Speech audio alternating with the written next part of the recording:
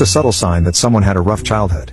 1. My sister-in-law adopted 3 siblings who were completely self-sustainable at a very young age. When they were visiting, I noticed a lot. If I gave anything to the oldest boy, he would pass it off to the youngest sister. Then I'd give him another and it went to the middle sister. Then I'd give him another and he'd finally keep it for himself. I asked if they wanted water. He said yes, and I asked if the girls wanted water too. Oh, we can all share this one. Obviously I gave them all water, but that one hit me pretty hard. He knew their eating schedules and would nag my sister-in-law. Offered to make them mac and cheese or noodles or whatever we have laying around. Promised to clean up after. He was 12 years old. When normal kids play video games, they're glued. This kid was constantly checking over his shoulder to make sure everyone was safe, and if he felt one of his sisters was up to no good, he would put the controller down even if it meant dying or losing his progress in the game. To elaborate on up to no good, what the oldest brother considered bad behavior was pretty innocuous. There were several instances of things I consider normal childish behavior that he would regularly put a stop to. The most outstanding one was being too loud. It wouldn't even be yelling or screaming. Just typical 5-year-old make-believe noises that would cause him to run over and tell the little one to keep it down.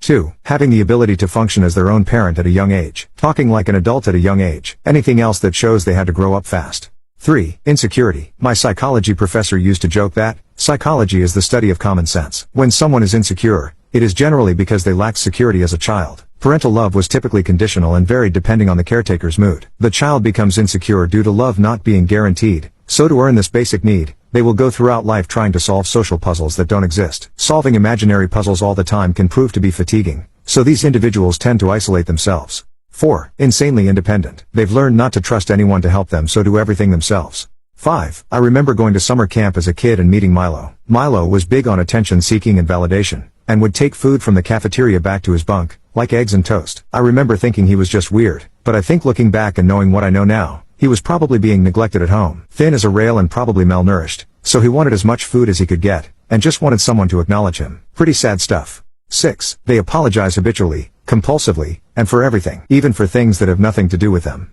7. Everyone is different, but one that automatically raises a red flag for me, and makes me extremely worried is when someone flinches for no reason. I wouldn't say it's for no reason, but I don't know what other words to use, so really sorry about that.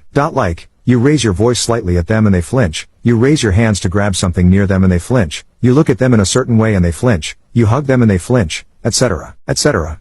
8. When things get tense, they move and breathe very silently and are hyper-aware of everything that is happening and everyone else's actions. I find that they also read people very well, but still have poor judgment when it comes to close relationships.